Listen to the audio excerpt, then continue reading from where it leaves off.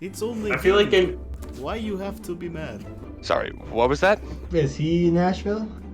am, am I close geographically? They've The been cooking it contracts. up. The contracts are coming in. No one knows what he is. He's a big orange monster Let's with see. googly eyes. He's and a gritty. Okay. Little. The Florida lead. What do you think of Owen's bracket? Do you remember it? It's hopeful.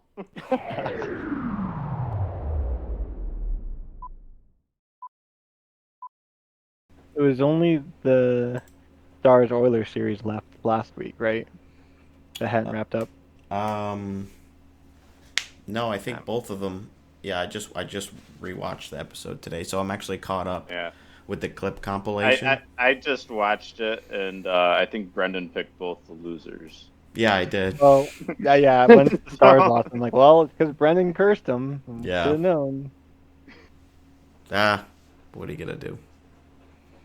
Yeah, because the Florida clinched on Saturday, and then the Oilers clinched on Sunday. So we got both series to talk about. Oh, we'll talk about them right now. Welcome to the Bread Loves Hockey Podcast, episode 45.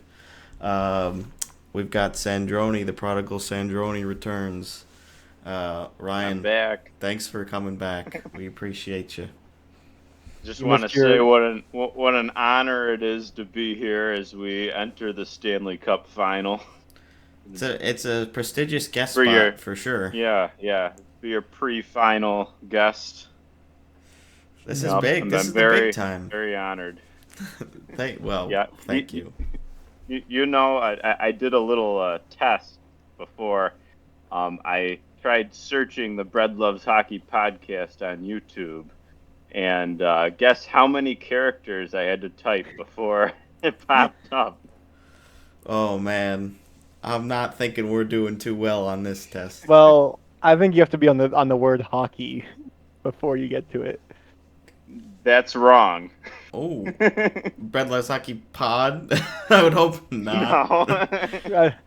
I was thinking maybe Bread LO or LOV, maybe. It's, you have to write out Bread Loves. Okay. That's 11 characters if you count the space. That's not, Yeah. it's not too bad. We'll start. Yeah, so my off those conclusion letters. is that you guys are just being shadow banned. Yeah, that must be. I mean, That otherwise, must be. I mean, who wouldn't want to listen to this? Yeah, right. I mean, this is the long form content that everybody's trying to go towards these days, right? Yeah. Yes, of course. Was it? Which your last episode was like an hour 55 or something like that? Yeah. Yeah. Although that one did have a little bit of non-episode content with the reaction to the Walter Cup being awarded to Minnesota. So probably about maybe an hour 40 or so worth of actual meaty content. So yes. we're trying to jam pack it in today. I think we've got a lot of fun stuff to cover. Of course, the Stanley Cup final matchup is now known. They play on Saturday. So, the wait continues. Yeah, it's been tough, honestly. Like, it's getting to like 7 and 8 o'clock, and I'm like, never mind. There's not time for hockey. I mean, I could have been watching the AHL or ECHL stuff, but I was just itching to get things going in the big league. A whole work week without hockey. Yeah, I've got a rash. Celtics play tonight. There's NBA finals. Are you watching any of that, Sandroni? No. He's boycotting. But, I don't know. I'm kind of following it. It's fairly interesting, especially how far Minnesota made it. And yeah, and I don't dislike any of the last few teams that have been. So yeah. I watched a couple of games when the Knicks were in it. When they were playing the Pacers in that series, that was decent. But yeah, I might watch some of the finals. Yeah, As a Boston fan, after all. Yeah. But I mean, I feel like even for going back to hockey, like these finals, even if you're not a fan of either of the teams, it's going to be really good hockey. I think so too. I Which think hasn't been the case every year. I think the league is like absolutely winning in this situation. Always gonna bring in the money when you have a Canadian team in, like that's always gonna be a big bag. And then like a really exciting fast team like Florida. Plus, they've never won a cup, which I do think matters for viewership to a certain extent. So I think it's gonna be a great series. How competitive will it be? I mean, I still think it'll be pretty decent. I know in our last episode I was like, yeah, if it's Oilers versus Panthers, the Panthers are pretty much gonna demolish them. Which I don't know if I feel that same way now. I don't know. I feel like most people do. A lot of people are like, yeah, like Dallas would have matched up better against Florida, Absolutely. and like Panthers in 5 or 6 is what a lot of people are thinking. I want to go 7, obviously. I mean, want to watch more hockey, and I'm rooting for Edmonton. I just think Florida's a better team. But if they win, then the Bruins lost to the Cup winner. So, Yep, that always feels good, doesn't it? yeah, something. Feels something. How do you feel, Who do you Sandroni? have, Which way are you Sandroni? swinging? Oh, I'm really feeling Edmonton. So, and that's more like a rooting aspect for like. So if you just look at the two cities, the two areas, I think as far as percentage of people that care, like if Florida wins, there's going to be like there'll be people that are really happy in the Miami area, but Yeah. if Edmonton wins, they like shut down the city for 2 weeks or something like that. It's gonna be True. nuts if that happens, right? Yeah. That's It also how seems I'm like feeling. everyone in America hates the Florida team, and everyone in Canada hates Edmonton. So it's like Yes. Canada is Yes. rooting for Florida, and America is rooting for Yeah. Edmonton. Yeah, that is kind of true. It's pretty Mhm. funny.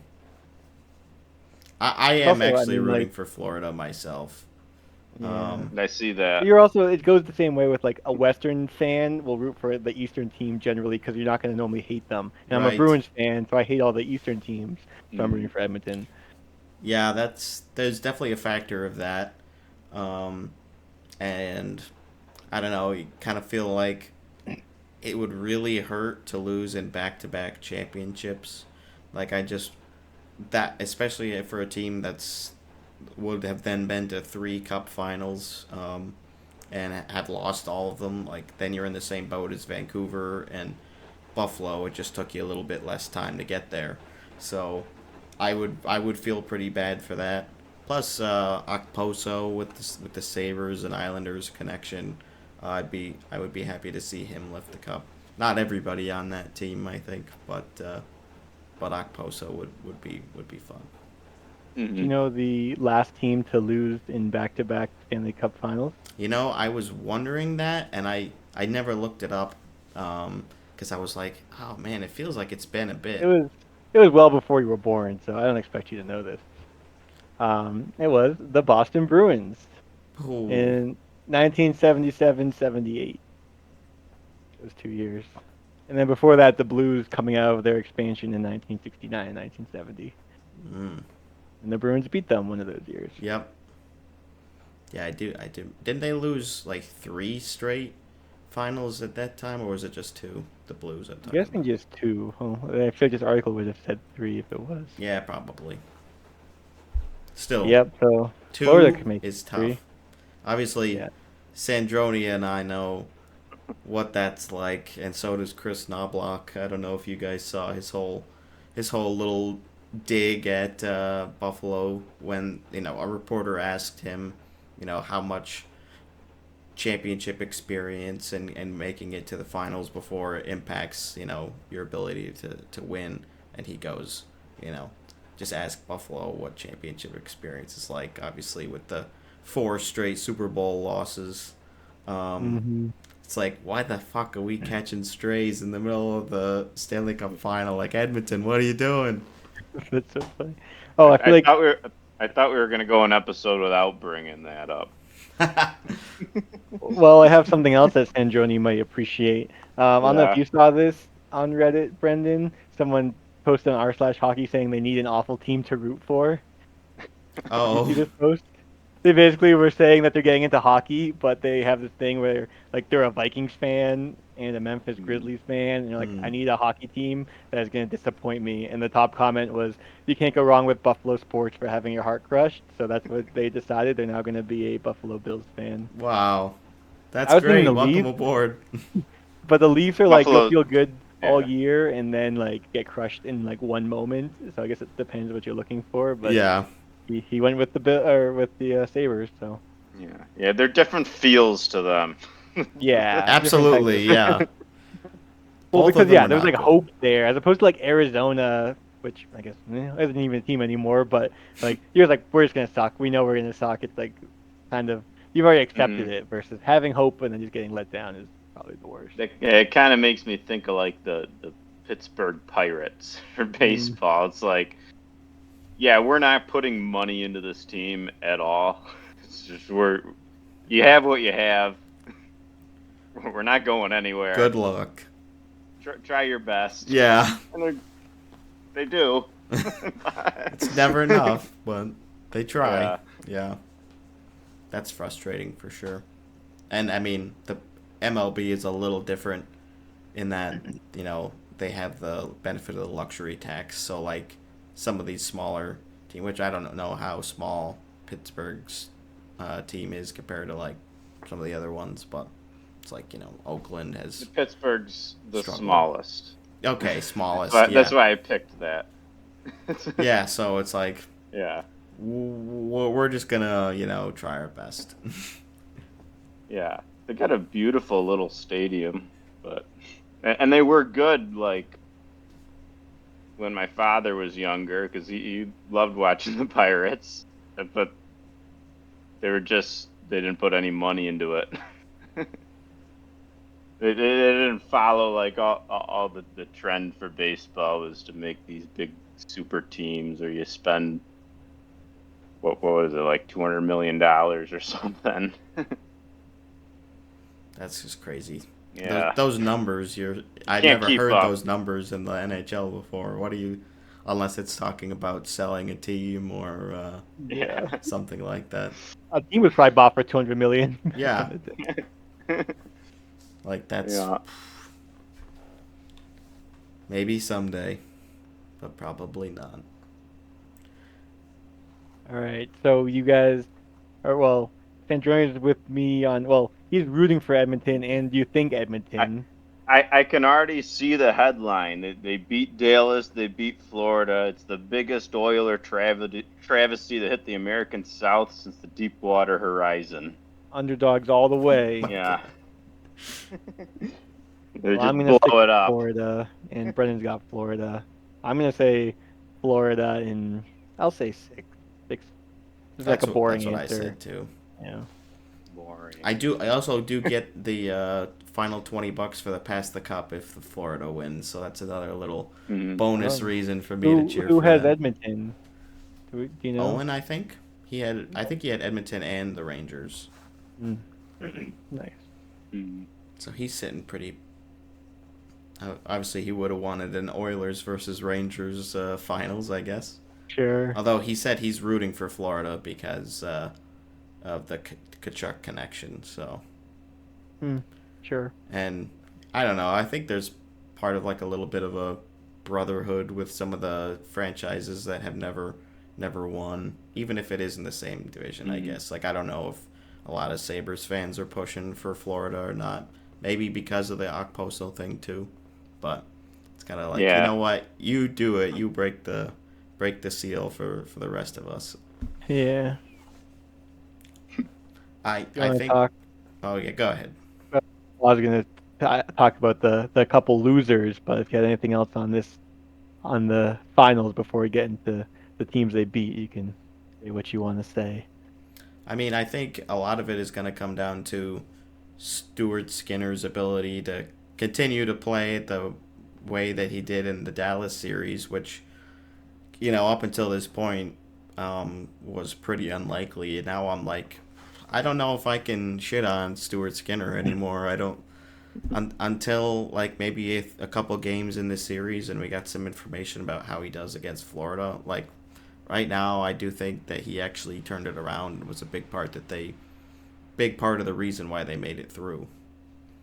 So it's gonna be on his shoulders pretty heavily, I think. I think if Edmonton wants a chance, you need Skinner to be like at least a 905. Which is like, is that asking a lot? I don't think so. Yeah. Like consistent every game, 905, 910. And like, and then you also need McDavid and Draisaitl to just be more than they've already been, just like supernova, insane. Bouchard to continue what he's doing, and then, I mean, your defense. If Skinner's playing well, your defense is your weak link. Like Nurse has not been good, and then, like, yeah, I don't know. You can't outscore all your problems, but if you have okay goaltending and you have your power play running well again and just good scoring from your best players, you have a chance. Mm-hmm. And so Bob who comes out? Either. Who comes out and takes game one? Do you think? I feel like Florida.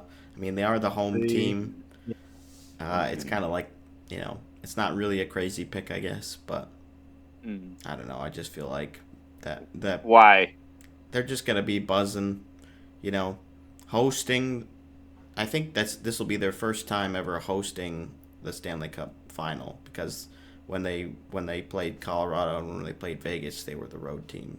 So that's historic. They still had home games. Well, I know, but hosting game one, I guess I should have specified. Yeah, they always get a couple road games at minimum. Or did I say Darn, road? they booked out the arena too early. Yeah, whoops. Not available. Florida's the favorite right now. Okay, well, there we go. That's something, I guess. To be expected. What do you think, Sandroni? I don't know. All right, we'll cycle back. Yeah, I was asking because I really didn't know. I'm just looking for some info. Whatever you say. Who do I pick? Yeah. Okay, Florida. It's like puts $1,000 down. They're the favorites after all. The Oilers storm in. No, Dean, that's how they suck you in. Don't do it.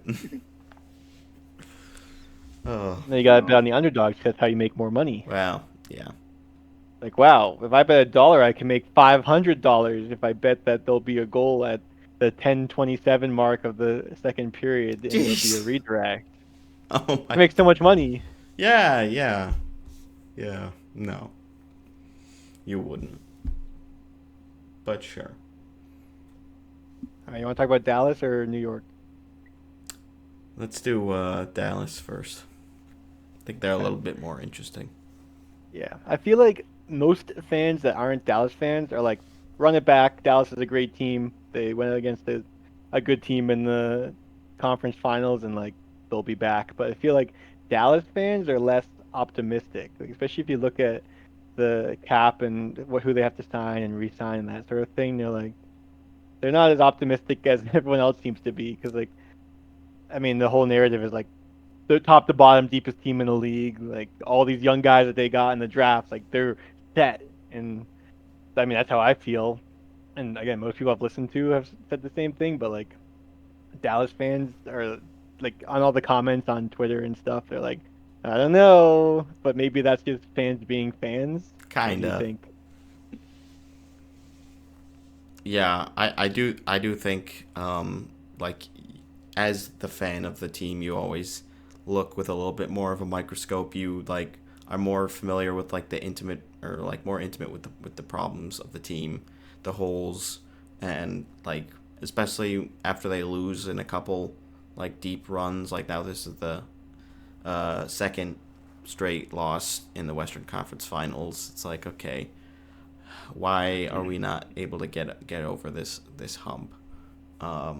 So you when you're in it year after year, the pressure just it eats at you. Absolutely, too. it does. And then you're also playing long into the off season for most of your competitors, and you get tired.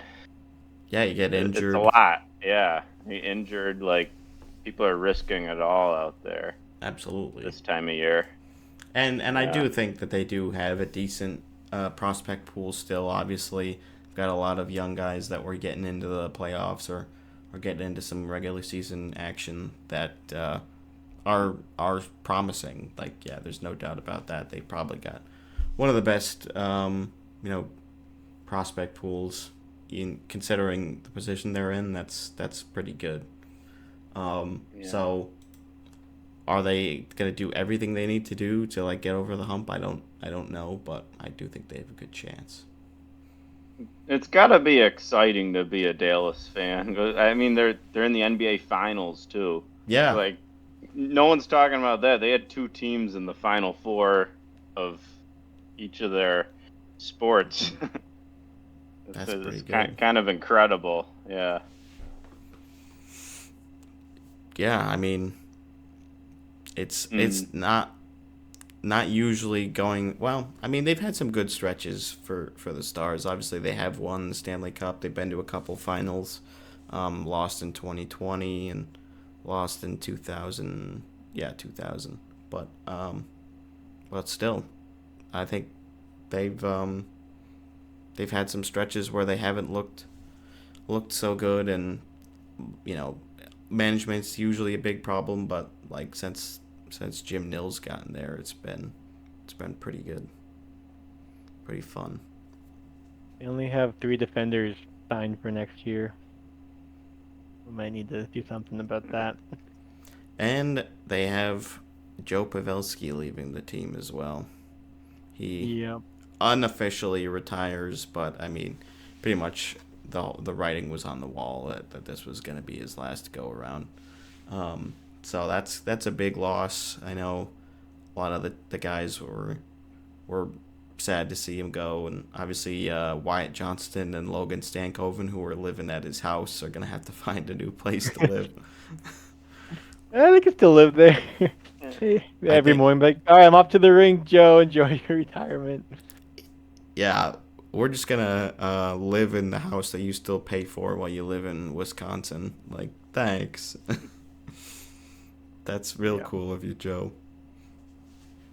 But yeah, a lot of questions obviously in the off season for them, with the defense, and I mean, I think it'll be tough to replace some of the aspects of Pavelski's game, but they have guys that can come in and produce in different ways. So I'm not too worried about that. And I mean, the young guys have been so good, but they're still like 21 years old, so Right. they're still developing. Yeah, I think they're just gonna get better. Might not be too long. They have to wait.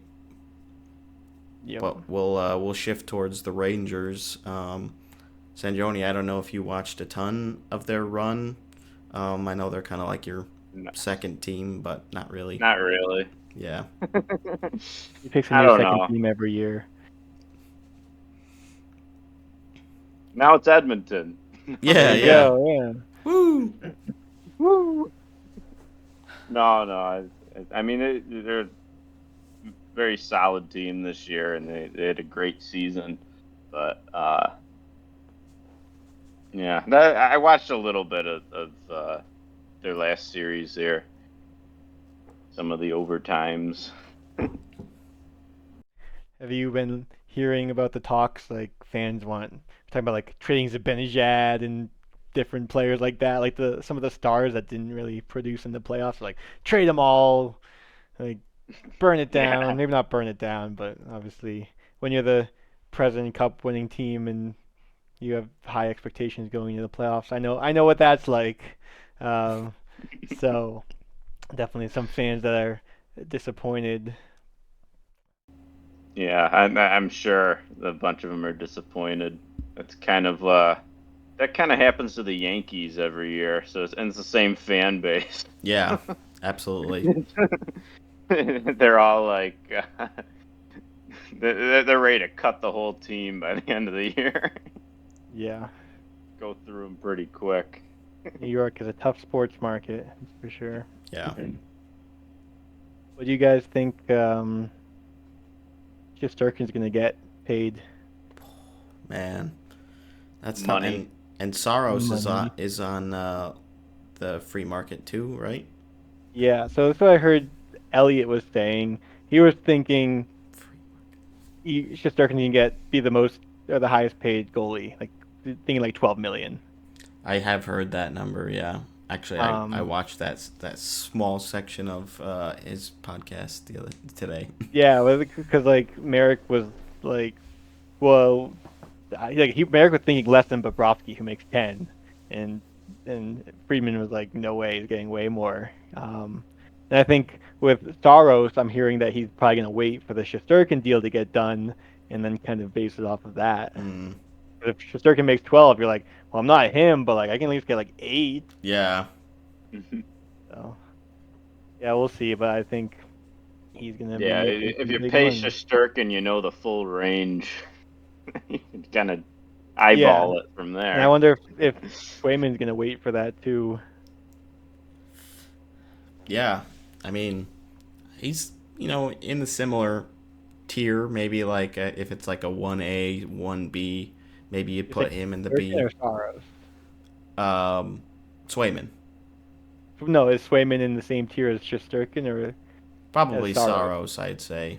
Yeah, I was like, yeah, I don't think he's getting 12 million. I Yeah, don't no, think Swayman's a $12 million goalie, but it's also probably. scary, like giving goalies term. Like, Swayman was great in the playoffs, but that doesn't mean he's gonna be great like Forever. forever or even 8 years, 6 years, Yeah, 4 years. it it's definitely always a gamble, but Yeah. I think for the most part, what you're getting with at least Shesterkin and Saros, and I think pretty much with Swayman at this point. Mhm. So, yeah, I'll be fascinated to see how the goalie market shakes out, because it's a lot more interesting than I think it was last year, where there were like 3 or 4 like halfway decent names on the UFA market, and like a couple like aging veterans. It's like, yeah, that's not moving the needle. So it's a lot more tantalizing this time around. Stamkos is a free agent. Yeah, yeah. Which Hopefully. we'll see how long that's a story for. Like, Yeah. is it gonna push really far, like past like August, or is it gonna be like something that either gets done really quickly with Tampa, or it gets done quickly with somewhere that he really wants to go? Like, I guess we have a little bit to wait on that. We're what are we 3 weeks out or so from free agency, which is kind of crazy. Yeah. And the other thing with the playoffs, or not the playoffs, the finals starting so late is that they're going to go for 2 weeks, or if it goes to game 7. So it's like, I forget, let's say the 22nd is when it ends. And then you basically have the draft like a couple days later, it's 3 days. And then you have free agency, Yeah. like end of the month or the first day of July. So it's It's just a a lot of lot. coverage from the Bread Loves Hockey podcast You know it is. over the next few We'll be weeks. here with you along the way. I think Game 7, if it were to happen, would end July 24th, and then the draft I think is the 28th and 29th. So that would really be pushing it, and then of course July 1st is free agency. So it's like you have You mean June 24th, not July. yes, thank you. Correction. It's not going for 2 months. No, it isn't. Unfortunately, they can't play that long. They'll all collapse and turn into skeletons. Yeah. But June 24th, yes, and then June 27th, 28th, with July 1st being free agency. So you're really pressed up against it there, with all the shit you have to get done. Obviously, the finals teams are at much more of a crunch than the rest, but still, that's a lot.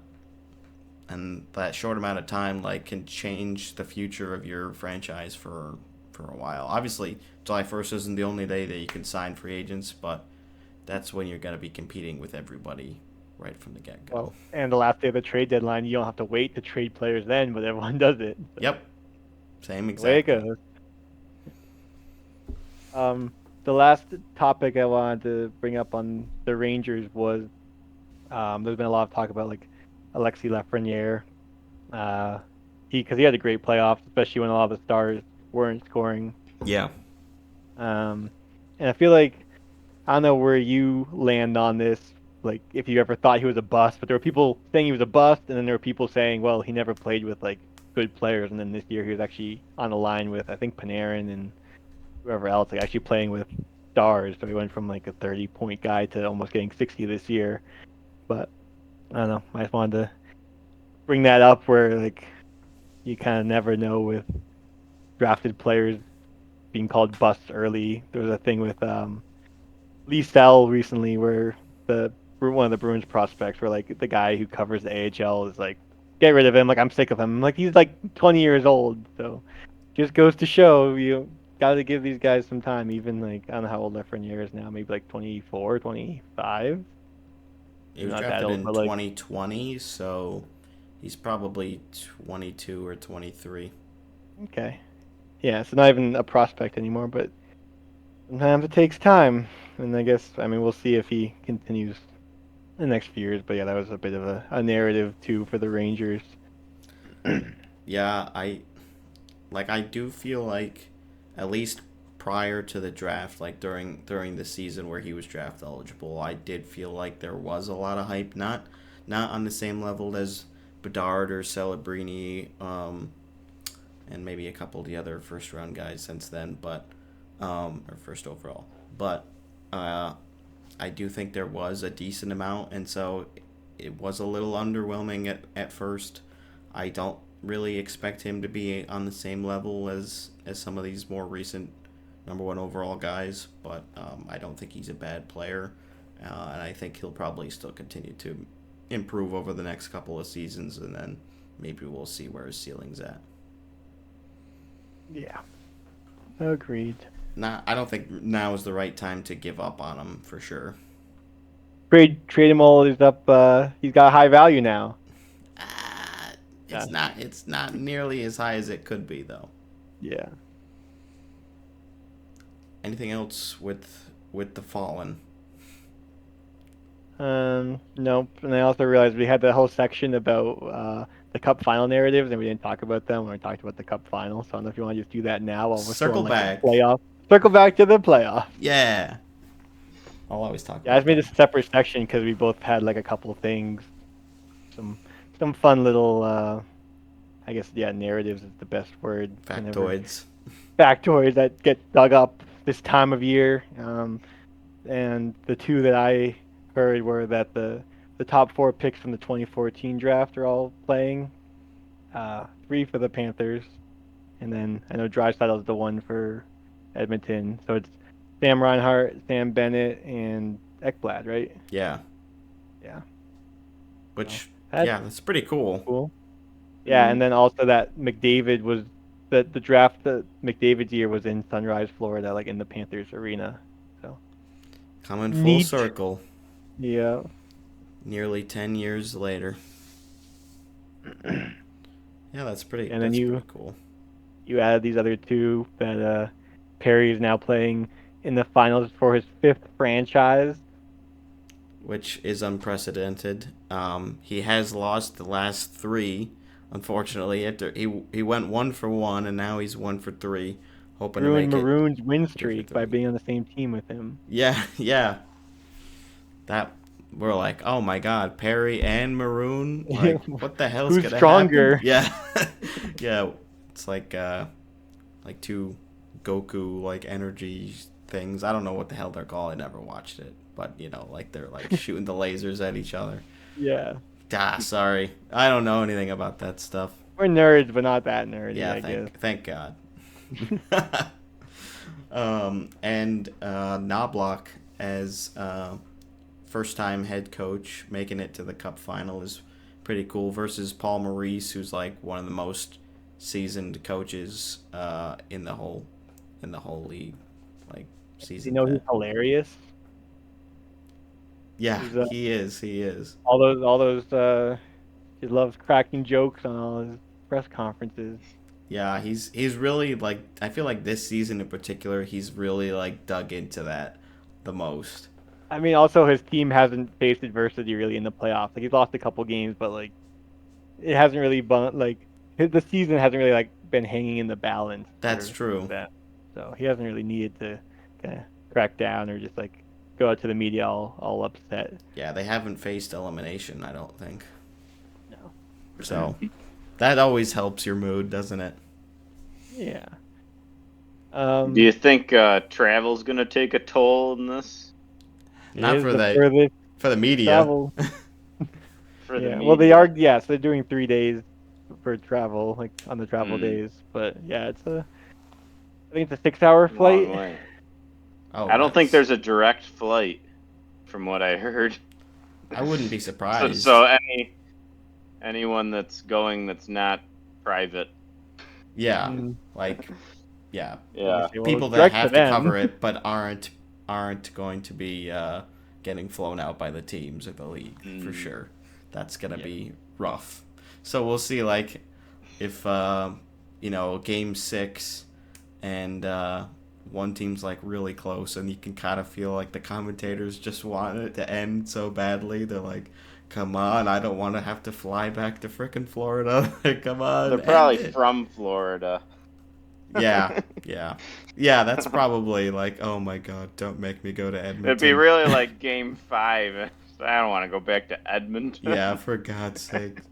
I know Phil Kessel said that when it was them versus Florida last year. He's like, I swear to God, if we have to go back to Florida, like we are ending this right now. He's not even playing. He's like, I just don't want to freaking fly for nothing. Can't blame Yeah. him. This will be the longest distance, as the crow flies between any Stanley Cup final opponents. I think we already mentioned that, but still pretty Yeah. crazy. Well, we said yeah, because before it was Boston, Vancouver, and they beat it out by a tiny bit. I think the longest possible would be Boston and one of the California teams. I think maybe LA. I I was read. thinking it would probably be Vancouver and Florida. I feel like that's a little bit longer. Yeah, it's true. Yeah, I forget. Um, Either way, And we were did you? Pretty far. yeah, it is. Gonna say I just quizzed the group chat on the shortest possible, well, not shortest possible, but the shortest distance between cup finalists, which they had a couple guesses, which I was also thinking. I don't know, Sandroni, do you know the answer or do you have an idea? I'm curious I because don't we know. didn't ask you. The shortest That's happened. Like there's probably other ways that's that. happened. Yeah. Yeah. I did give the hint of the decade that it was in, but I'll see if you have anything first, and then maybe I'll give it to you. If you're nice. I don't know. I got nothing. Oh, okay. So I'll give it to you. I think. Yeah, you can give it to me. It's in the 80s. Yeah. I don't know if they move around. That they move around people from their divisions or conferences. Yeah, it was like right That- that's before the East-West was a requirement for the final. Yeah. So I wouldn't get it then. Yeah, it was. So I had initially thought maybe New York and Boston, like back in like the 40s or something. That's what I guessed, right? Yeah. Mm, I was like, well, two original 6 teams are the closest, yeah. And and they then did play. You said, right? I believe That they wasn't- have played before, but that wasn't the answer. And I think Owen said Chicago and Detroit, which I was also like, They're that pretty might close. be it. But the answer is Islanders versus Flyers, which is only Yeah, like 100-something miles. And that was 1979-1980 season, the Islanders' first Stanley Cup. I wonder So- if that schedule is every other day.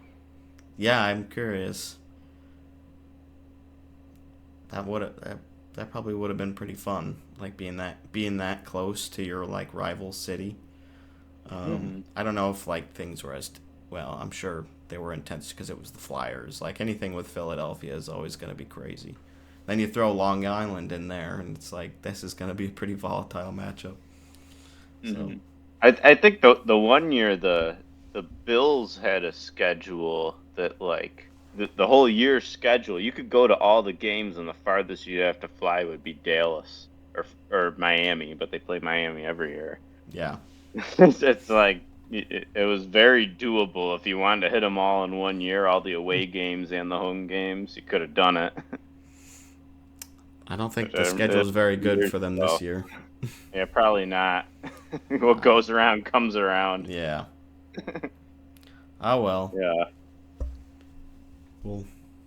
We'll push that off to the off season. Throw some more football in there every once in a while. We sprinkle it in a little bit. Yeah. What do we got next on the docket, Dean? I want to talk about some Major League Hockey. Okay. So, well, Sandroni, are you familiar with Major League I know nothing Hockey? about this. You're like most people in the world. Mm-hmm. I would imagine.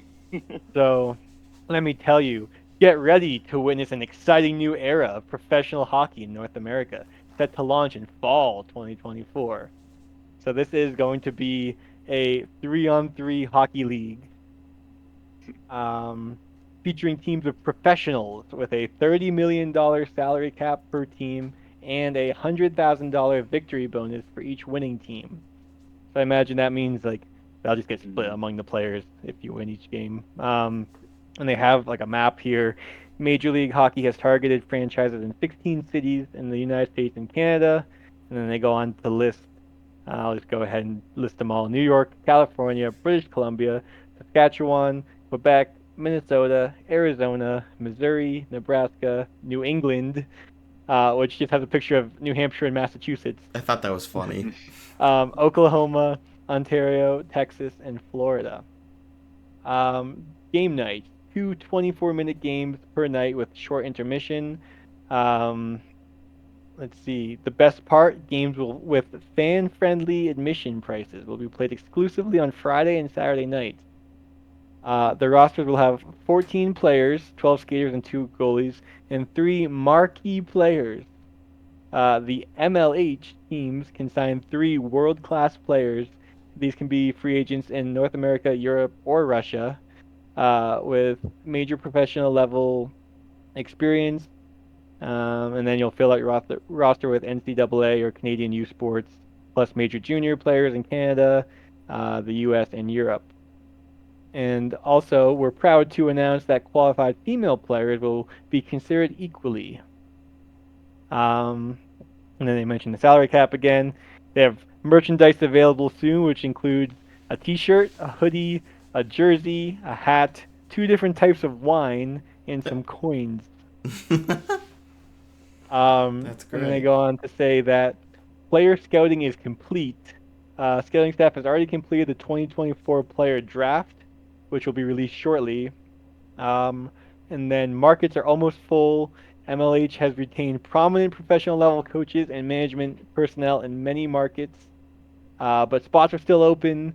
MLH is seeking experienced professionals, executive coaches, blah, blah, blah.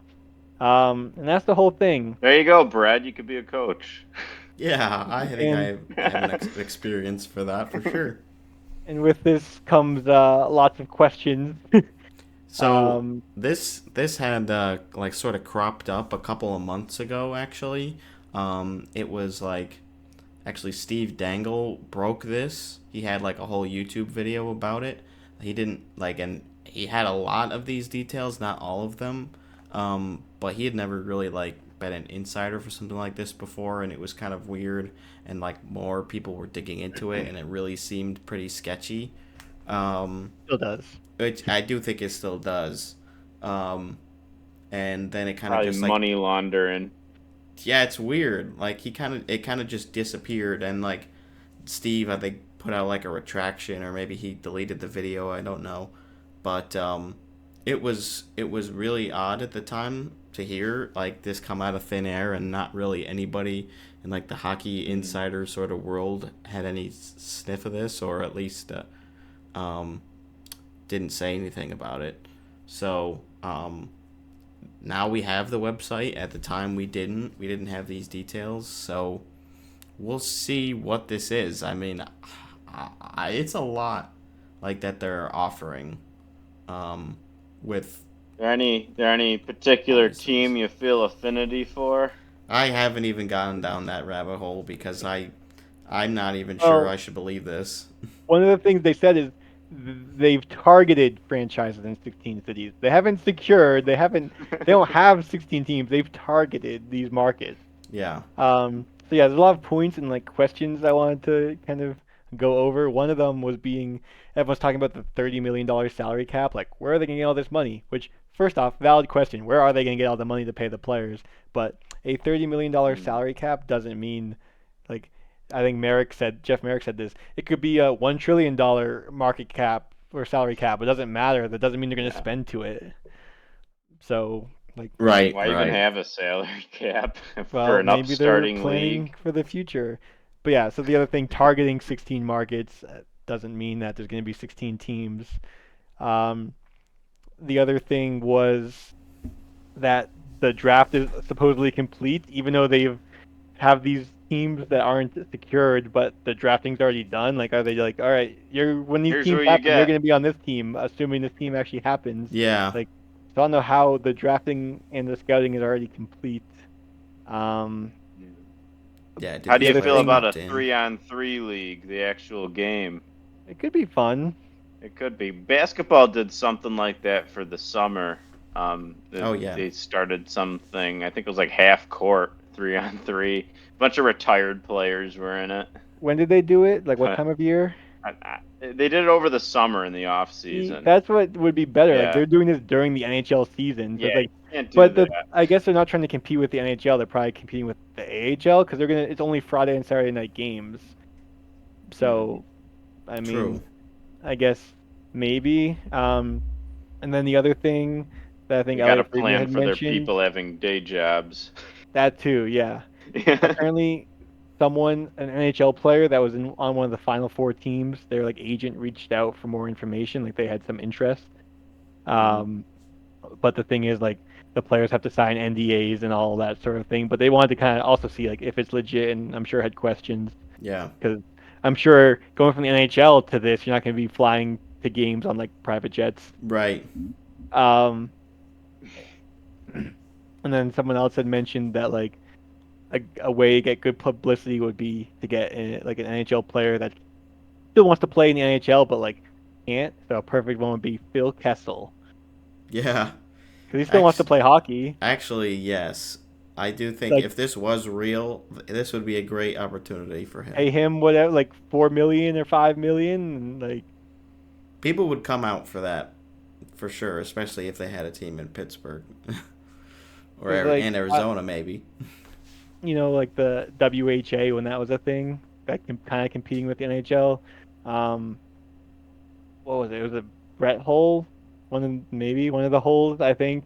Like, didn't want to sign there, but was like, sure, I'll play if you give me $1 million. And then they're like, okay.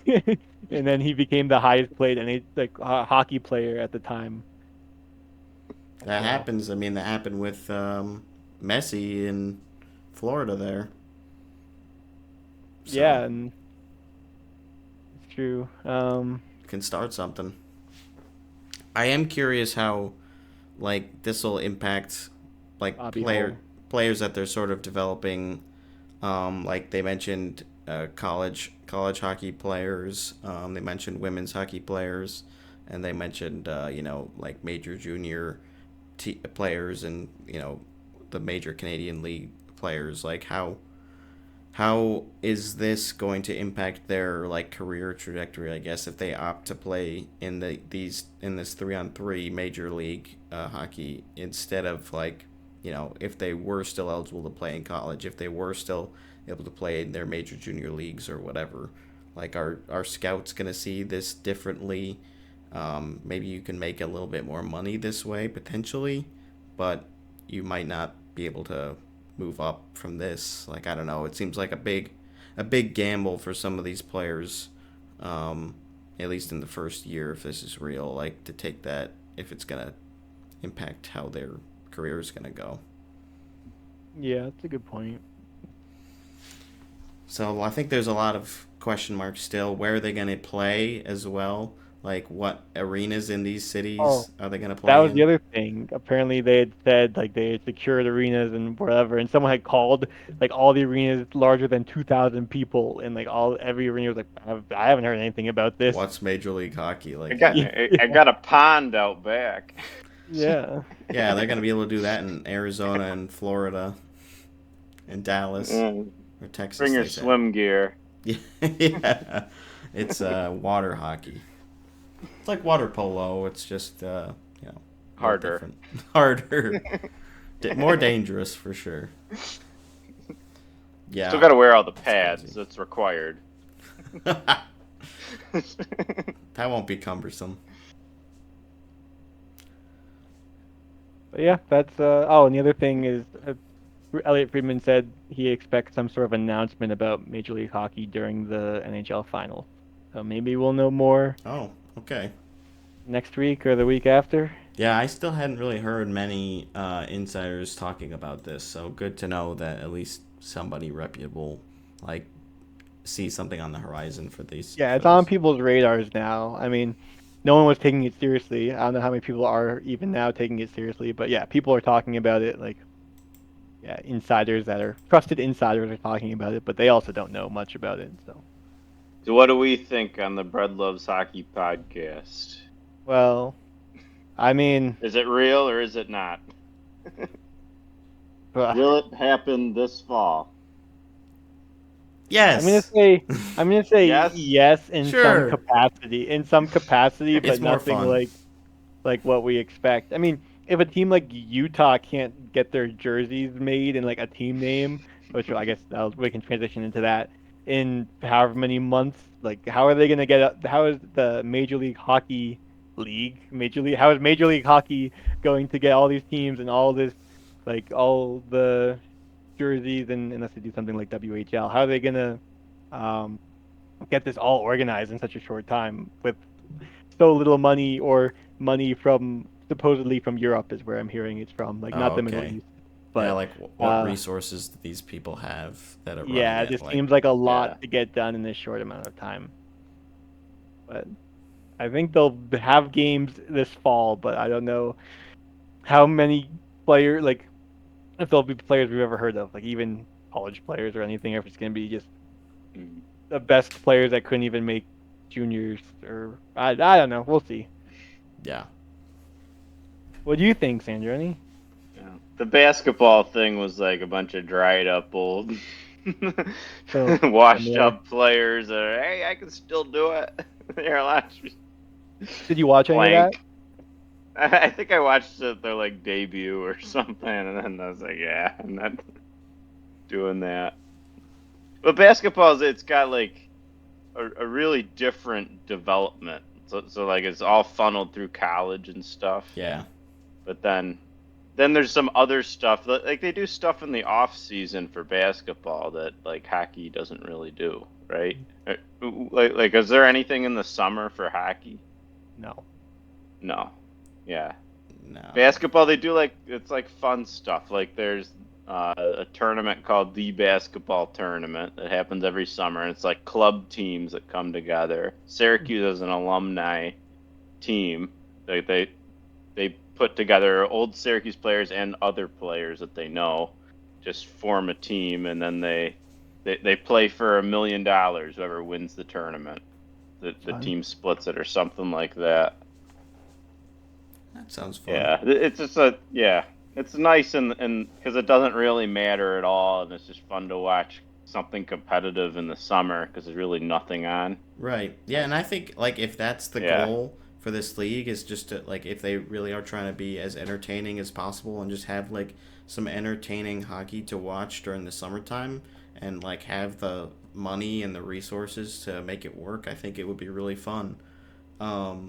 Cuz yeah, it's like it's a looser feel of course, like it's still like if you're maybe a vet that's trying to make your way onto a team, so like you sign a PTO and you didn't get through or whatever. Okay, maybe I'll like see if I can showcase my stuff, in this format, and maybe that changes things. Who knows? But as long as it's entertaining, I think it'll be good. Time will tell. Utah. Yeah, let's transition. I don't know if you guys heard this until just now, but the names, the 6 finalists for the Utah team have been revealed. Left to be voted on. Voting open until the 20th of June, with the 6 finalists being. I think they made a grave mistake leaving off the Storming Mormons. Yeah. That one did seem pretty popular on Twitter. I wonder why Just that want one to didn't say make that before you read the names. Sure. That one didn't make it. Spoiler alert. Yeah, sorry for all those who. I already printed off my jerseys. Yeah, yeah. I've got a concept here that I think is going to change their mind. No, the 6 finalists being the Yeti, Venom, Outlaws, Blizzard, Mammoth, and Hockey Club, or HC. I've expressed my concerns a little bit already about the whole Hockey Club HC thing. I'm pretty adamantly against it. I think it's not good. I don't think it's fun. It doesn't really have anything exciting for the fans or the kids, especially, to build around. I kind of liked the Washington football team. That one was a little less serious. That one I like. Fun. That was more of a meme, yeah. This one is just because that was temporary. We always kind of knew that it was. This is if they permanently to go with the hockey club, it's not going to be exciting or fun for a lot of people, and myself included. But how do you guys feel about all of them? I agree with you. I don't like hockey club. And then what's your pick, Dean? Well, so I voted for the Outlaws, but I like Yeti. I think Yeti would probably be my pick. But as far as voting goes, I think Yeti and Mammoth are super popular. So I'm I'll give Outlaws some love because I don't think as many people are voting for them. I know some people don't like it. Venom and Blizzard, I don't really like either of those. So I'd put Venom, Blizzard, and HD as my bottom 3, and then probably Yeti number 1. I don't know. I might put Outlaws number 2, and then Mammoth 3. I like Yeti. I do think Yeti is kind of the consensus pick.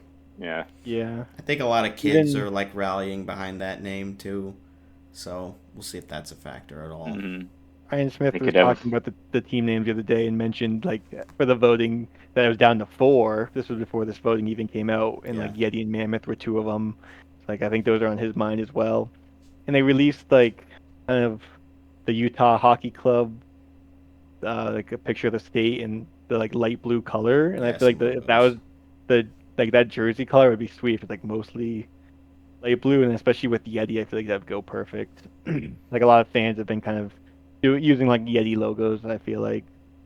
Yeah. There's a lot of logos I could picture for that. A lot of Sasquatch content. I feel Blizzard would just be a snowflake. Yeah, I'm not into Blizzard.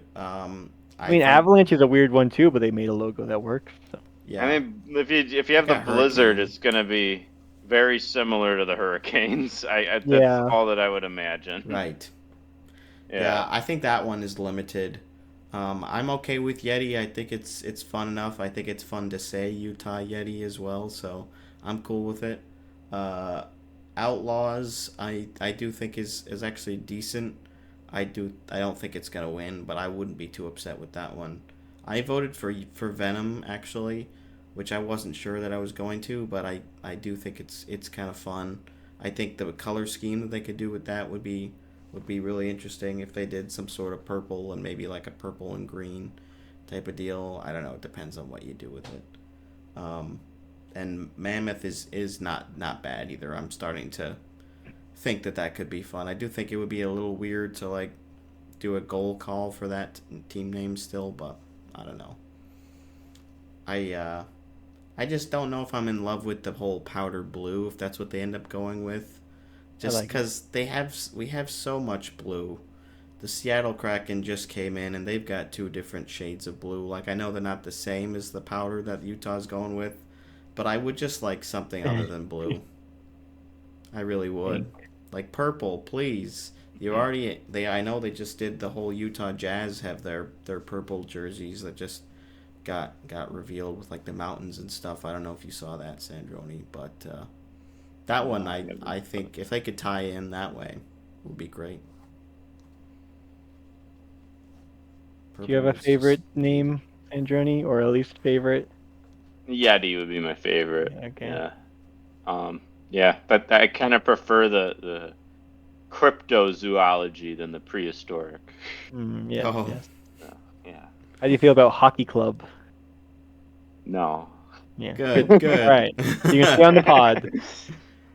How do you guys feel about the team not having like a name and like logo and all that for the first year, like doing the PWHL thing? It just means that they need to make sure that whatever they come up with in year 2 is a slam dunk. Because if it isn't, a lot of people are going to be upset. What do you mean by that? I don't think the Commanders was a slam dunk, and they waited either. like 3 years. Yeah, This is and like a nobody new team. likes them.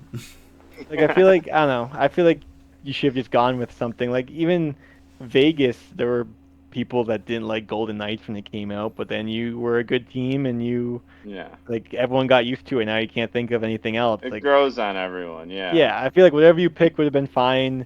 And waiting a year, it's like all the hype is right now. You could have a team and the logo and the jerseys and sell all that, but like a year from now when you release it, it's probably not going to be as exciting. So I don't know. I Like think the Sabres are a stupid name. Buffalo don't have sabers. sure. Yeah, no, it's kind of like a disservice to the Utah fans. But it's like part of the culture of the city. Yeah. Yeah. So I think whatever you went with, like you could make it work. And I get kind of being hesitant, but I feel like they should have just made something and like maybe at least have the name and a logo, and you can always tweak the jersey. Like the jerseys aren't forever; you can change them in 3 or 4 years. Right. Neither is the mascot. Yeah. Yeah, I think, and like teams in similar situations, or at least having similar time frames to get the whole design out, like have done it before and have succeeded. Like I think Vegas was in a similar time frame with when they were awarded a team versus like when they needed to have the design ready, which was at the draft basically, and they were in the same situation as well in that Adidas was taking over that year. Same with now Fanatics taking over this year for Utah. So it's not even like that's really this, a factor. I mean, maybe it is a little bit, but I think if Utah wanted to push something and they had something that they really liked, that they would have just been able to go for it. But they're being a little more reserved. They're using. I bet they pull it off. I bet that they'll have something. Well, I think they've come out and said that the team will wear Utah. Yeah, like they won't have a logo the first year. So that's the end of that. So that's final. That's it. Yeah, and maybe we'll Here I was see them... taking gambling advice from Sandroni. Yeah. Don't ever bet after the event. It's a poor way to bet. Right. So maybe we'll see them maybe we'll see them reveal something mid-season, like give us a little more information about like where they're at, like if they decide the team nickname during the season, but I don't know. I think maybe part of it is because he's using his company, which at the time when we reported this, I didn't realize that Qualtrics was he was the founder of that company, which is the one that's doing like the analytics and everything for. Ryan Smith is? Yeah, like he's the founder of that company. His Twitter handle is Ryan Qualtrics. So I didn't realize that at first. But so maybe that's part of it. Is like he wants to be able to utilize / showcase like his company. He is hiring another company too to deal with the whole design. So I don't know. It's not maybe all of it, but whatever. I guess we'll see what they come up with in and if we even have something at the draft, or if like they just wear like an NHL practice jersey with like the NHL shield. I think that happened to Huberdeau maybe. There was somebody who got drafted. Maybe somebody by Atlanta when they didn't have the jersey ready yet. I just saw it, but I don't remember. So why don't they just stick with the Coyotes? Oh, that would tick some people off. Could you imagine sticking it to Arizona one more time by putting their jersey out there? No, Utah wouldn't like that. Well, you get a new jersey, but you're the Coyotes. I mean, it happened with the Jazz. They stuck it to New Orleans. Oh, well, I think in this case, the owner of the Coyotes, Alex Morello, wanted to, like, he still owns all the designs and stuff. That was, like, part of the deal. So he'll be able to still reuse those if he wants to reactivate the franchise. So that's why they didn't go that route. And yeah, I do think people would have been pretty ticked if they were the Utah Coyotes. Like, that doesn't work at all. Obviously, the Utah Jazz doesn't really work either, but now it's been there. They've been there long enough where it's like, yep, that's just what it is now. Oh well. Enough ranting about Utah and all this name stuff. We'll have more information soon enough. But speaking about team names, the Yeah, PWHL are going to announce theirs in August. So not much to say on that, but I guess just excited to have some off-season content to talk about when that drops. That's all I got. Yeah.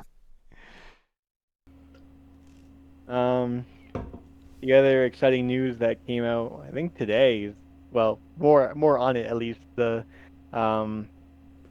Amazon series for the NHL behind the scenes, produced by the same people that produced Drive to Survive. And I'm especially excited because there will be 2 Bruins featured on it.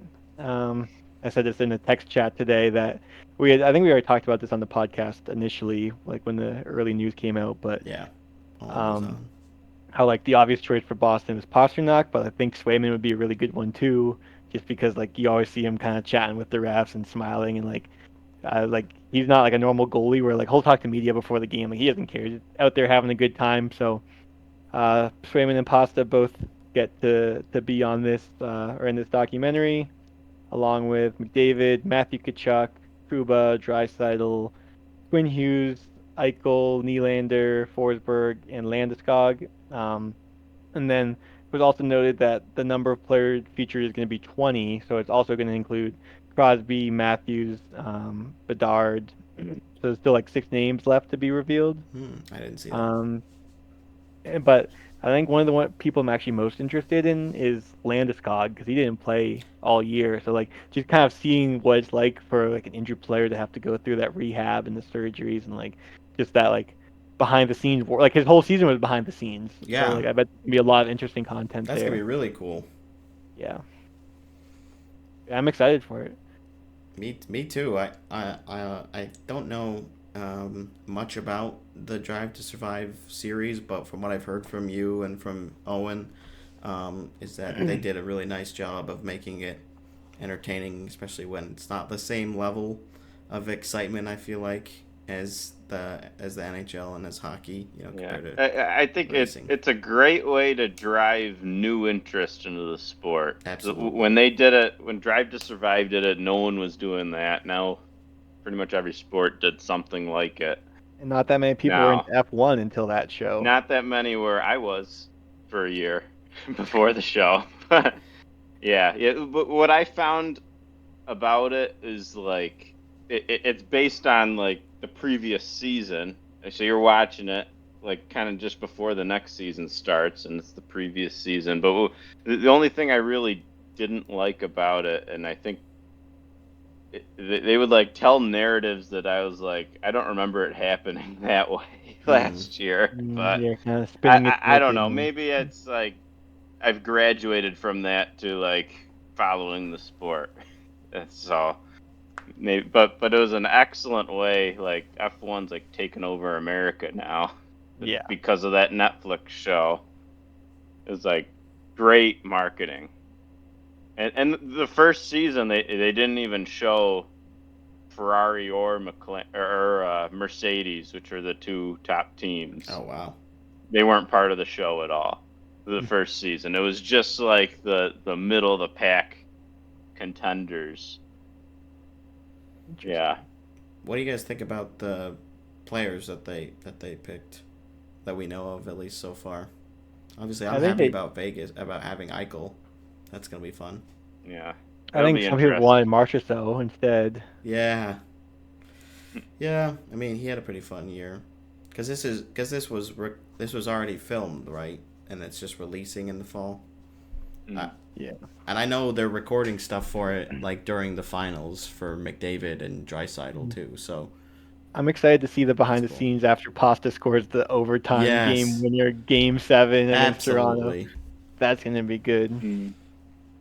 But yeah, I mean, I think like they got pretty much all the stars. Like McKinnon maybe like instead of Landeskog or like Cale Makar. Like I don't know. There's definitely, I mean, you could definitely nitpick here, but I think overall they did well with their picking. And who knows too? Like maybe there was like Ovechkin and Ovi's like, no, I'm good. Like, you don't know who they went to that declined. Yeah, I was saying somebody from Dallas would have been fun. Like Robertson probably would have been the best candidate, and I think we even brought him up when we initially brought it up with Owen. I think he would have been good. There's probably a couple other guys. Like, you don't want to have all the Hughes brothers in there. Same with like the Kachucks, but I don't know. I think they'll all be featured. Yeah, they'll all be featured in some capacity. I think probably. Maybe there's a couple other people that you could throw in there, but like, the more the merrier, I guess. No Sabres players, at least officially announced. There still could be. I don't really know who a good candidate on there would be. Maybe Tage. Maybe Tage. Maybe Devin Levi. Yeah. Although he spent some time in Rochester, but I mean, again, that might be interesting too. Like, it'll be interesting to see how it plays out. Like if they picked a player that got traded during the middle of the season too, like that could be something fascinating to watch. Yeah, right. Yeah, that would. But they didn't, and that already happened. So. Well, we don't. They said there were 4 other players that they haven't. Four other players. Yet. 6. So yeah. 6. Oh, even better. There you go. So maybe something like that happened. It might not be Okposo, but something like that, or a player going back and forth from the AHL and the NHL. I mean, I imagine they try to do superstars, but rookies too. That's a good, possibility.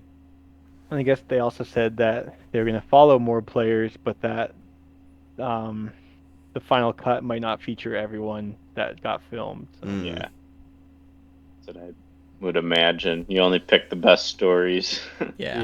Don't want to oversaturate it. I know what happened. The one piece of bad news I've had from the Drive to Survive was that Max Verstappen actually stopped wanting to participate in it because he felt like they were like making up a narrative and that kind of stuff, which is kind of not really tasteful. Oh, that's too bad. But they have a fresh start with this league, and I'm sure there'll be some genuine reporting in there, and you'll get to see some great behind the scenes stuff that, like, the NHL is so different. F1, you kind of hear every interview with the driver. There's only 20 of them, so you can kind of follow them all. But the NHL is so much bigger, and there's so much more that's behind the scenes that you just don't see. So I think that could be very interesting, following those players around. Me too. And just sort of funny, Zane was like, "Oh, I wonder if like they even asked any of the Islanders players, or if like Lou Lamoriello would have just been like, yeah, you're not getting anywhere near my organization." There's a camera. Yeah, like what are you doing? You gotta leave right now. I've got beard inspections to perform. Okay. So why don't you run along? In other broadcasting news, this just came out that the NHL will be doing an alternate cast for the Stanley Cup Final for American Sign Language. So it'll be catered towards people who are either deaf or are hard of hearing, and it'll have a couple interpreters or commentators speaking in American Sign Language, and then they'll also have like a noise meter, which it'll kind of like give you an indication of the energy in the building during like maybe if you hit a post or if there's a goal or a big play or something like that. So you can experience a little bit more of what's actually going on in the building, which I think is really cool and unprecedented for a league of this size. So I know. Is that going to be on a specific network or? Yeah, I think it'll be on ESPN Plus as an alternate way to watch, along with the regular broadcast, and then they'll have like something games on they've been trending towards like alternate broadcasts at different events. Yeah. Too. So You're saying you can watch the Cup Finals on ESPN Plus, even though you couldn't watch the other ones. Yeah, I didn't think that we were going to be able to, but I'm pretty sure that's confirmed that we'll be able to watch it, because I watched some of the conference finals games that were on there too, so that's nice, because in years previous that hasn't been the case. Interesting. Yeah, I think that's good. I wonder if like the NFL or I feel like the NFL has to be doing that. I can't not to yeah, I don't want to give the NHL credit. I don't imagine they came up with this on their own and only copy it from other leagues. So what other league is doing this that they stole it from? But either way, whether it's their original idea or not, good for them. Yeah, I've never heard of that before. Usually you just put the subtitles on, right? Right. Yeah. But it doesn't. I guess this is more of an capture- immersive experience. Yeah, like it engages a select group of individuals that have never really been able to, watch something that caters to them. So for anybody in that group that's a hockey fan or maybe wasn't because of that, I think that's cool. I have a cousin who is pretty hard of hearing, so that would be cool for her. I don't think she's really a hockey fan though. I don't see anything for the NFL, but the NBA in 2023 had the finals where the analysis was interpreted into sign language. Oh, that's something. Yeah. Who wants to hear the analysis, though? Nerds. Mute them when they're on. Yeah.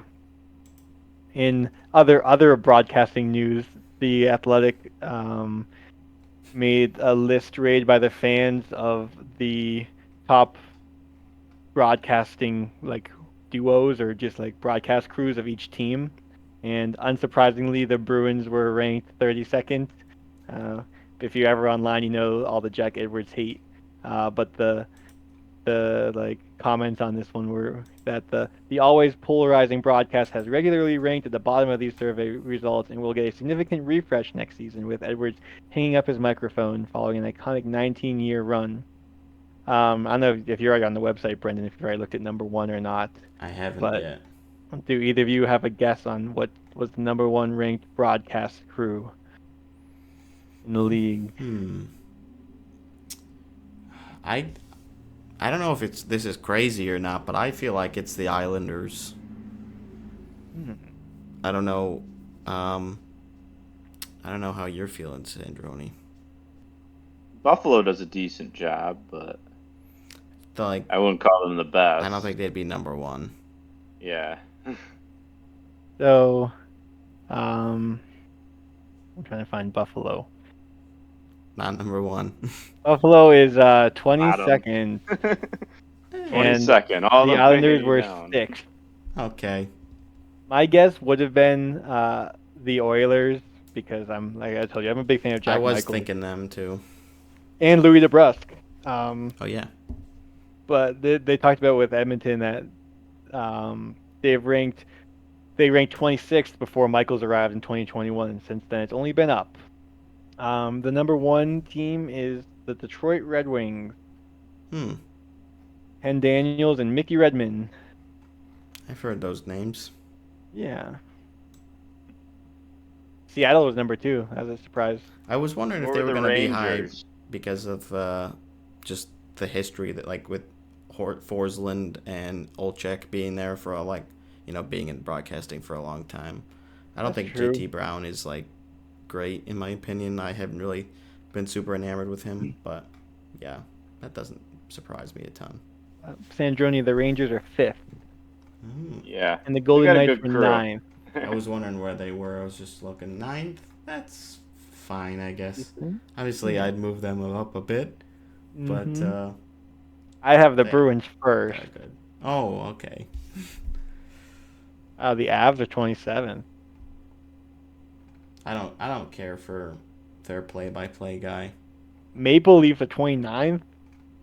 I don't even really know who is the broadcaster for them.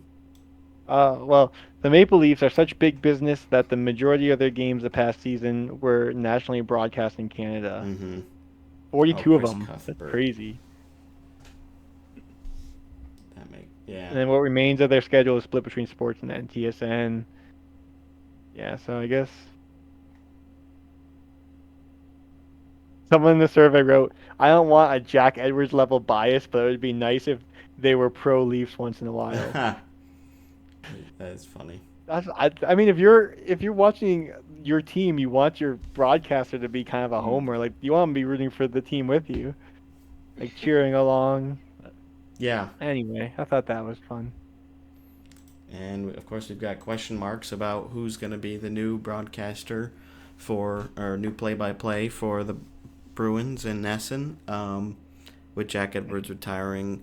And we have pretty much confirmed that Dave Gosher of the Golden Knights will not be taking on that role. He's confirmed that he's sticking with Vegas, which, yeah, I'm Yeah. super happy with that. Sadly, because So is the Gifford. connection was because he was radio in Boston and before Vegas, and then moved to Vegas for them. So Yep. sure that's And why he all the rumors were he like there. lives in Rhode Island in the off season, I think too. I think he went to Boston University, or he went to school at some Boston University as well. A lot of props to radio guys. I love listening to sports on the radio. It's a lot harder. I feel like. It takes a lot of talent. Yeah, but it's like intimate. Like Yeah. you have to pay attention. I like for hockey when they tell you that, or I don't know. Well, I've only listened to the Bruins ones, but it's like the Bruins will be skating right to left this period. I'm like, I can visualize it. Like at the start of the period, they tell me which way they're going. I'm like, cool. That is helpful. Yeah.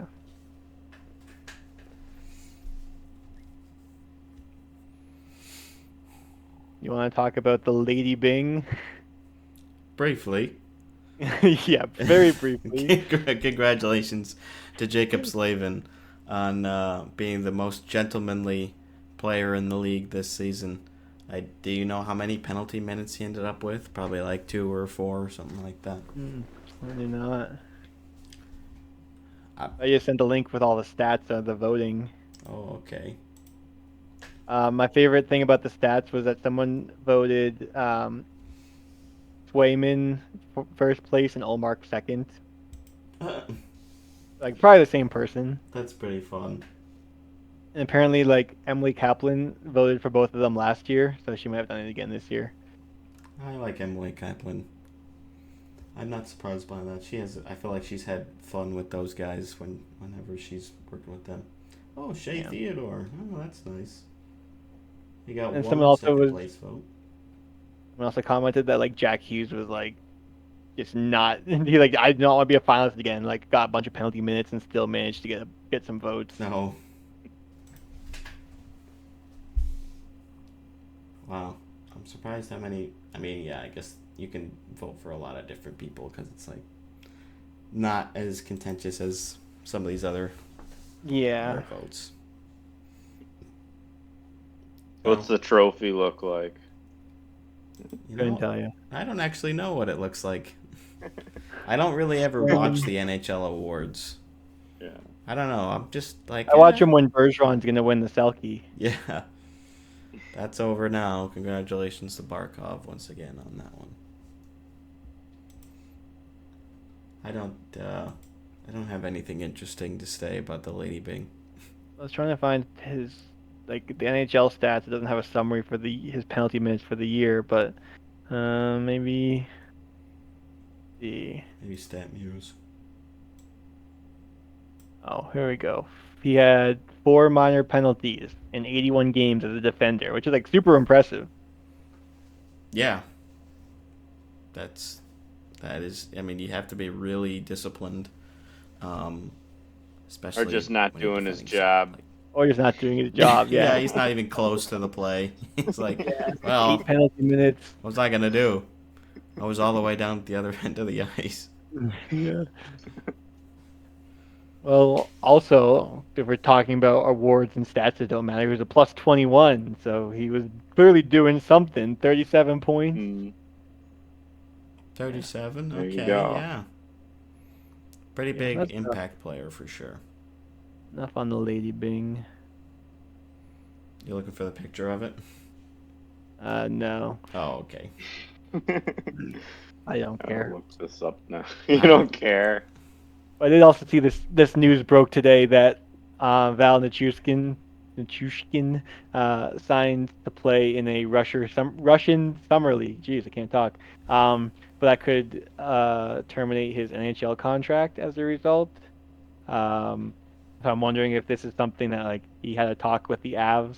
Like I don't think he's dumb enough to be like, I'm just gonna go play in Russia. Like what could go wrong? Yeah. Or I mean, the other thing is like he's on thin ice in the NHL, obviously, with like the assistance program and things like that. So maybe it's like, well, my time here is done anyway. I'm just gonna go play there. But it could have also been the Avs front office, like, hey, you could go play here. Wouldn't that be nice? And then we can get some money back. So like, I'm thinking it might have been kind of more like that, where like hopefully mutual, where it's like, hey, you can go play more hockey, and we can kind of move on, and you can move on, and It's a difficult that's situation for sure Yeah. because I think both player and team know what he's capable of when he's playing, and I don't know how much substance abuse affects his ability to play, but I think it's still unfortunate situation. I think he needs help in more ways than he's been getting.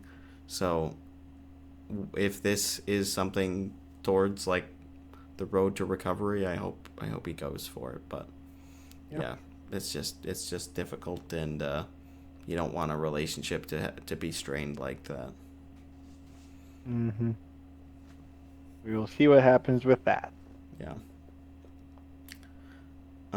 I'll throw this in there because we forgot to mention it when we were doing our recap for the final stories. Is that I do have the tradition of getting a jersey for the winning team. I've been doing that for the past three years now, and I've been trying to get one of a player that has the number of the year that they win. So for this year, it would be number 24, which Edmonton does not have a number 24 on their roster, and That means they're not going to win, right? right. So that's why I've gone with Florida, of course. And You've already bought your jersey. and Florida has no one on their playoff roster. They did have Justin Sordif, not even sure if I'm pronouncing that correctly, who played 3 games for them in the regular season, and I think he had no points in 3 games. So would I get one of those? Like, I haven't really been in this situation yet where like there technically was a player that played for them but really wasn't like a part of the run. Name on the cup. Go with name on the cup. Yeah, I was gonna say if they play in the playoffs, I would do it. Otherwise, no. I kind of think so too, because it would just be very strange to see, especially if they didn't play, and you have like, I guess technically it would be a jersey foul to have the cup final patch if he didn't play in the finals. Sure, yeah. So, Yeah, I probably won't go that route unless he plays. You And have then a pick you would go uh, with, for Edmonton, or either team? Well, actually, let's start with what players do you have of those two jerseys?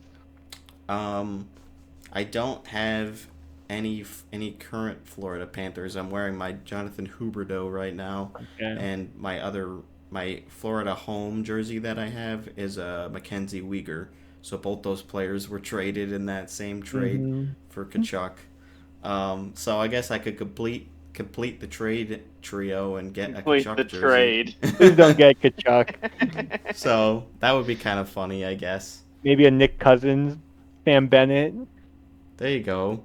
Nick Cousins, a former Vegas Golden Knight, and definitely a pest. Which I really don't remember him being that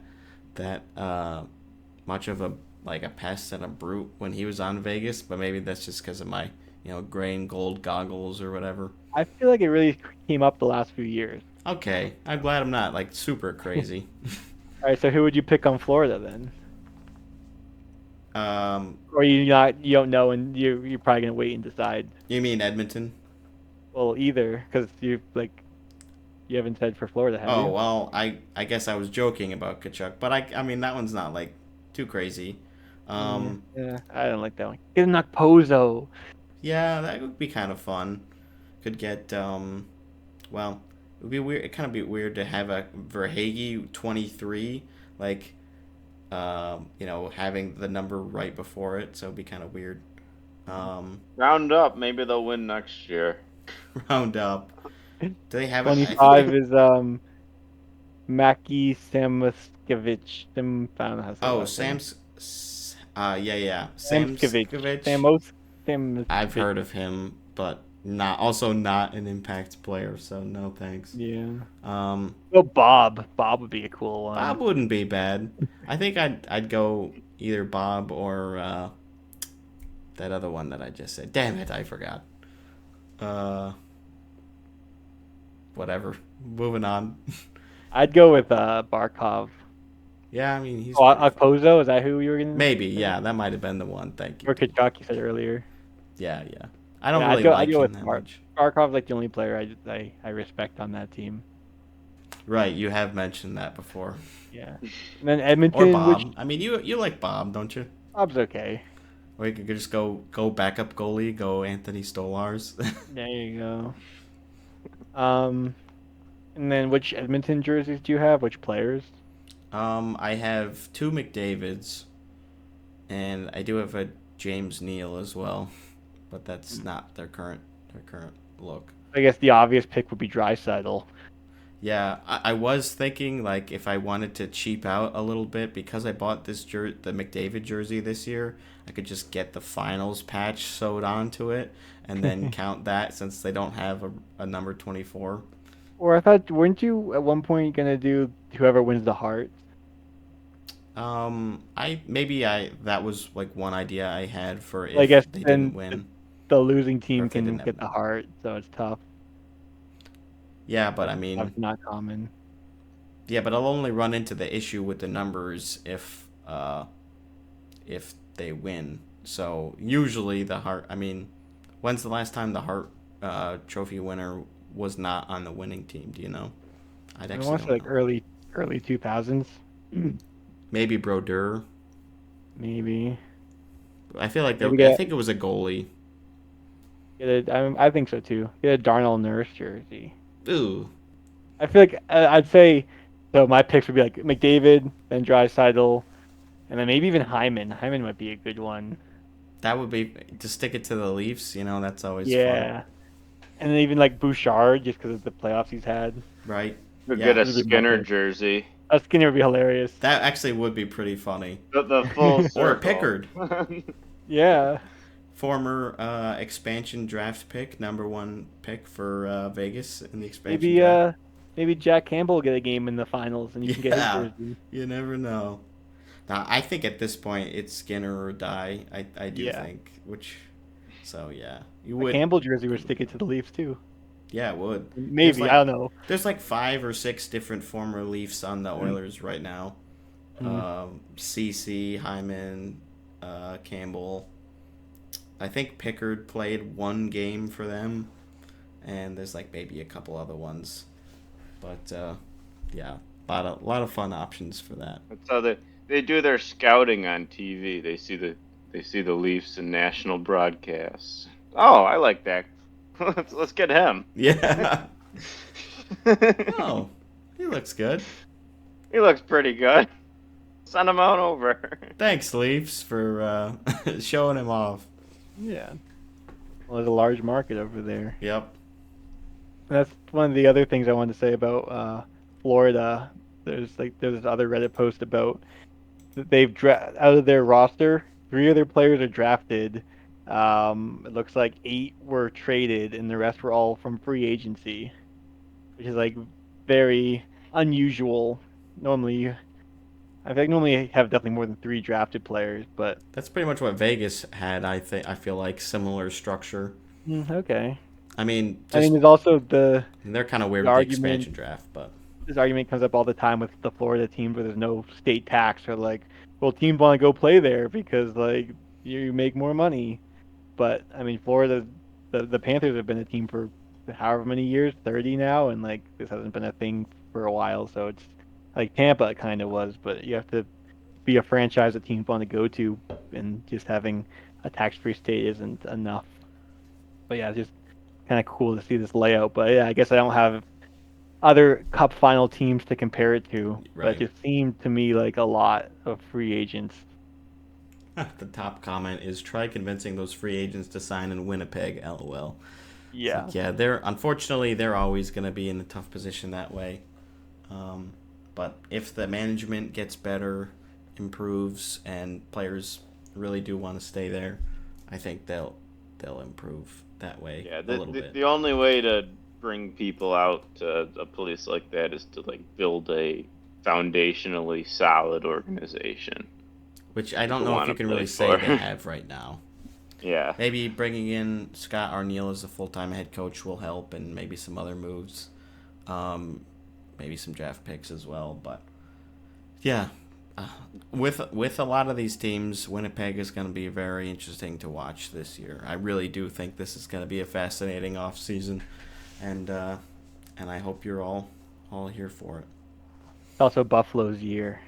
Oh, put that in the lore. So, I don't know if I believe that. on that note, who wins the cup next year? Are there any revenge stories? Dallas. I don't know. Dallas? I'm over Dallas. Everyone else has hopped on the bandwagon. I'm hopping off. I abstain from voting this early on. I don't have a clear picture at the moment. I don't even know What's who's different gonna now make than in playoffs. 2 months when we do the preseason bracket? Well, we'll have most of the off-season moves determined Yeah. at that stage. Mm. So I'm gonna abstain. What about you, Sandroni? You got the Sabres pulling off a Buffalo, of miracle. course. There you go. You don't? You're an Buffalo, idiot if you Utah. don't think this way. Okay, the writing's on the Where do you- wall. Where do you think Utah places? In the Come on, league? Dean, don't do that to me. Over under 28. Over, I Either hope. playoffs or out of playoffs. They're basically, well, I guess they have so much cap space. They have So it a depends lot of cap. They have what the they most do. cap Just- space. They're basically, well, yeah, they're basically the Coyotes, but the Coyotes if they actually spent to the cap. So Yes, that pretty should help. Pretty much. And the Coyotes did okay at the start of last year, so. Depends on how much the team really embraces the city in the first year, and how much the city embraces the team. It's not gonna. You think that'll affect how well they do in the standings, to a degree, I think that happened with Vegas a little bit. or maybe Vegas, the fans embraced the team because the team was good. That could have been it. Chicken and the egg. Well, I think it has to go both ways, but a little bit. But yeah, I'm sure that's a factor too. Yeah, I won't discredit that. I think they'll, at least the way that I see it going right now, they are a bubble team for the playoffs with likely leaning towards not making it. I don't know if they're even a bubble team. Again, Again, it's we're really talking about early. I team don't that- like doing this stuff too early. Yeah. We'll save it for the off season. we can wrap it up here with. So we've slightly touched on the Memorial Cup a little bit, but so the host team, who in that last episode I was saying we don't even really know how it works, but now we have an understanding in that there's the 3 champions of the three major leagues there, and then a host city from one of the 3 leagues. So Saginaw hosts this year, and after a pretty dominant run in the OHL championship for London, the Saginaw team does beat them with like a game-winning goal with like 45 or something seconds left in their hometown. So that's pretty fun for them. I don't really follow these leagues, so I didn't watch any of it, but it sounded like it was a pretty fun ending, and it's always cool to win at home, which apparently has been a trend this year with Czechia winning the the men's world's championship as well in Prague. Well, we can't talk about the Memorial Cup and not talk about the Calder Cup. Those playoffs have been weird too. Have you seen what's going on with that? Well, I'm looking at it now. So the Eastern Conference Finals, the Hershey Bears are up 3-0, and the Western Conference Finals, Coachella Valley's up 3-0. Yeah. They could just have a Weird. couple sweeps. I think they both play tomorrow night, so both the series could be over. I think I just saw one of them plays tonight. Oh, tonight? Okay. So yeah, it could be heading to the finals, which it looks like it'll be the same matchup as it was last year. Also, So, the Bears revenge and tour? Coachella Valley both swept their last series too. Wow. Those were best of 5, so they both went 3-0. Oh yeah. That's true. Well, let me see. No Rochester, in Sandroni. progress, Thursday, June 6th, for the Bears. So they're playing right now. Oh, they're both playing right now. So yeah, it could wrap up So tonight. it's tonight then. Yes. Thursday, the 6th. And the Celtics are up 46-27. 7 minutes left in the second quarter. I think that's a lot. Oh, make that 48. That's a lot. Yeah. Yeah. I don't know much about basketball, but I think 22 that's points probably- is a lot. Yeah. How many So- goals is that? I think we're at like a 4-1 game right now. Yeah. If you could explain it to me in hockey terms. Yeah. I love when people do that. Like, there'll be like a trade, and they like, can you explain this in NBA terms or in MLB terms or whatever? And someone like tries to like translate it to their other league.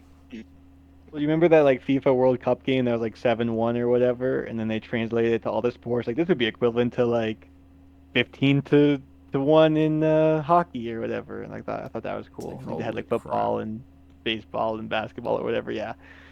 Like, I don't know what it actually was, but yeah, some absurd number because like 7 goals in soccer is crazy.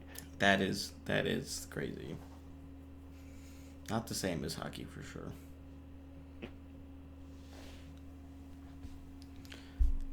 Sandroni, anything to close us out here? Well wishes for any of the teams. It's always a pleasure being on the Bread Loves Hockey podcast. I You're learned so welcome much from you anytime. guys.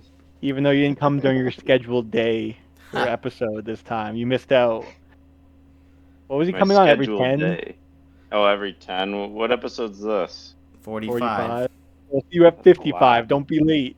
Mm, 10 weeks from now. even though Like when you go to the dentist and they're like, "Are you going to be available on this day in 6 months?" And they're like, "I'm like, I think so." like, I don't know. I better be. Yeah.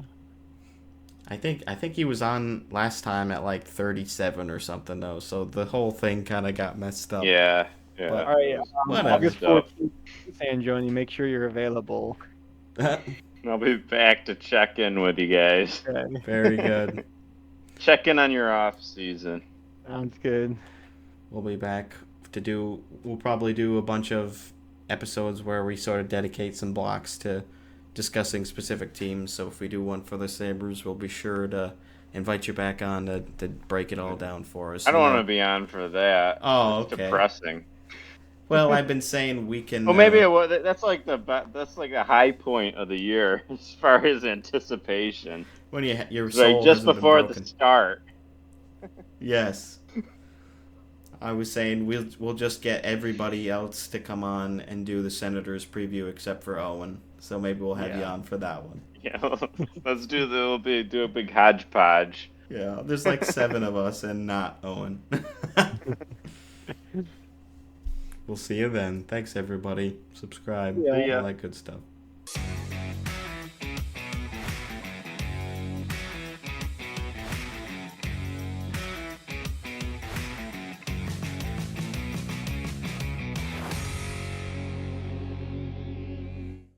And she's like, who are you rooting for? I'm like, I'm rooting for the Rangers. And she's like, yeah, me too. Oh, fuck Florida.